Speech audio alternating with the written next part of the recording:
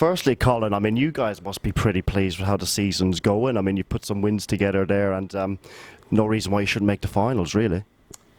Yeah, I suppose start of the year wasn't what we'd hoped for at all. A slow start, obviously, but yeah, we seem to be up and running now, and look, we're just trying to play consistent football, and if we can do that, well, then we always know we have a fighting chance. So that's really just the aim. Take it week by week, game by game. It sounds like a cliche, but it's exactly what we're trying to do. And at the minute, we're in a pretty good place, and we just want to keep riding the wave. Yeah. Of course, and I mean, like, you must personally be a lot more pleased than, say, this time last year, because you're featuring more regularly and scoring important goals as well. How was that? Yeah, that was a pretty special moment. Obviously, to score your first senior AFL goal is massive for me, and everyone watching at home were pretty happy with it. So it was a massive moment for me, and yeah, look, it's unreal to be able to play senior football out here, and it was my dream, my wish ever since I came out, and yeah, to fulfil that, it's just a dream come true, really. Of course, and I mean, yeah, that was against Essendon, wasn't it? And it also seemed to be where you turned the corner. You guys, you started putting in performances that were for the whole match, not one quarter or two quarters. So, I mean, do you agree with that? That you kind of found your rhythm there as well as a team? Yeah, definitely. Essendon was obviously the game when we were probably first 7 games before that we'd only won one game. So it was nice to beat Essendon, and then obviously to beat North the week after. Got us on a bit of a run. Would have liked to have beaten probably West or Collingwood or Geelong, but yeah, it was just probably the game that really turned the tide for us, and gave us a bit of momentum and a bit of confidence going forward. Of course, and I mean, yeah, you made your debut last year, and we chatted about that. Yeah, you must just be pleased to this year be establishing yourself and becoming more of a regular feature in the team, and yeah, making progress there.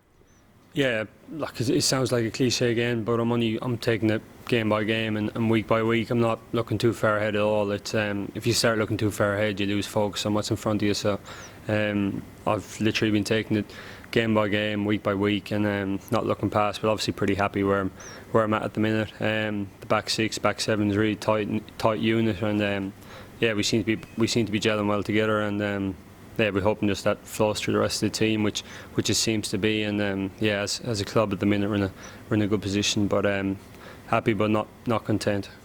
So I just want to go back to your debut there quickly. I mean, that must have been a brilliant moment, and yeah, it just meant that all your hard work had paid off, I guess. Is that how it felt? Yeah, I suppose it did and it didn't.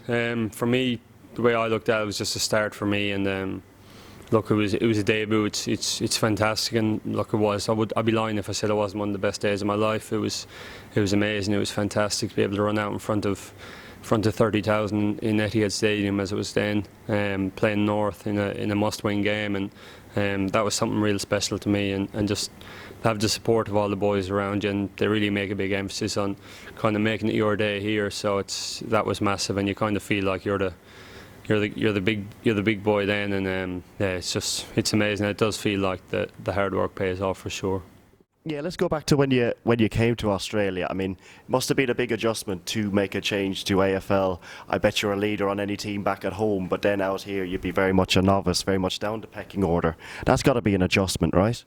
Yeah, absolutely. Like back home, you think of yourself as a big fish without being arrogant or cocky. That's the reality. And then you come here and you're the smallest fish in the biggest pond, and you realise that things aren't as easy here as you thought. And there's hard times. There's times you struggle with different things and homesickness, stuff like that. But again, it's character building, and if you throw in the towel, you'll never realise how far you can go. Whereas if you keep at it, you realise that everything can be overcome. And that was my mantra, that there will be difficult times, but people around you, surround yourself with the best people, and you'll get through them. And I'd like to think that's what I did, and yeah, it's stood to me so far.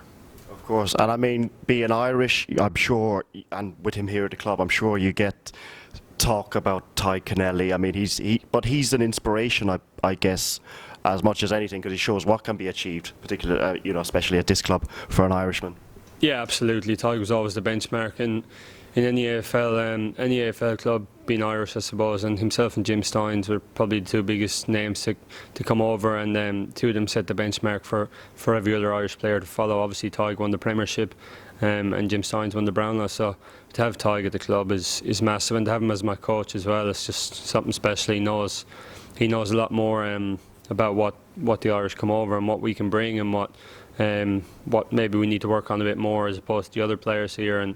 But then again, the skill set we have compared to them, and some things we can learn from each other. Whereas if it was an Aussie coach, they mightn't be as understanding. But Tadhg has that really good balance of when to hit you up and when to look after you. And couldn't have anything but good words to say about him. He's an absolute legend of a man, and deserves everything he gets.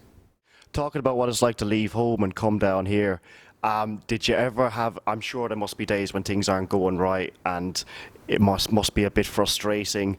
I mean, do you ever have a feeling like, Tadhg even said that he could nearly have gone home some days if things wasn't right. Did you ever have a day like that?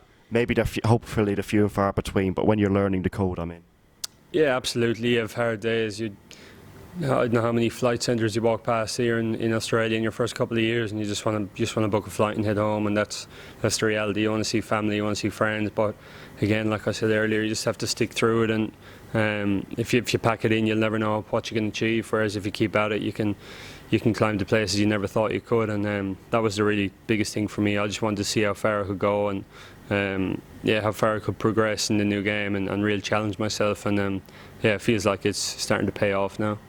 Excellent, excellent. Even saying that, was it perhaps a bit hard, or did you feel sad to be watching as Tipperary went on that great run in the All-Ireland in 2016? Now, you just come down here and had to watch that from afar. Obviously it's a great opportunity here, but had things been different, you'd have loved to have been involved in that too, I'd say. Yeah, absolutely. That was probably the hardest time for me personally, from a sporting point of view, for sure. Watching the boys go on such a run, and and you were there last year, and you got to the last 12 or whatever we got to, and the boys pushing on to a semi-final, and could have easily won that day.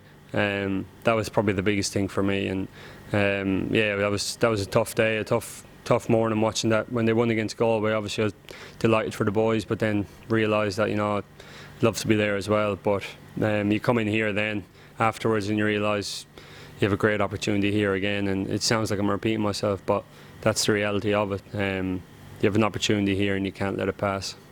Of course, and you're not the only Tipperary person down here now, like I was saying. You following the progress of, say, Aisling McCarthy, and lately now Orla O'Dwyer's being signed by Brisbane Lions. So it's great for them. Yeah, absolutely. Tipp takeover as well and truly on. But it's great to see the two girls coming out, Orla and Aisling, and having a real crack at the AFLW. It's a good competition, and like I said, they have an opportunity in front of them, same as I had, and they want to just grab it with both hands as well. And you couldn't begrudge anyone the opportunity to come over and give it a crack, and certainly couldn't begrudge them. So more power to them. It's great to see. There's a lot of Irish girls in the AFLW as well, so it's great to see, and especially two Tipp girls like Aisling and Laura. And looking forward, you just want to do as you're doing, I guess, feature as regularly as you are, or even more regularly if you can, and just be a part of whatever of the Sydney Swans challenge going forward. Yeah, absolutely. That's the dream. I'd love to sit here and say I'd love to play 200 games and win 5 premierships, and that's the ultimate goal from every player that comes out. But like I said, I take it week by week, and sport is a fickle game. Something could happen, touch wood, nothing will happen, but something could happen in the morning and it could be all over. So you just have to appreciate everything you have, and really cherish the moments you're in, and that's what I've been trying to do, and really trying to cherish every moment I have here. Excellent. I think we might leave it there, Colin, but thank you very much. Beautiful. Thanks very much.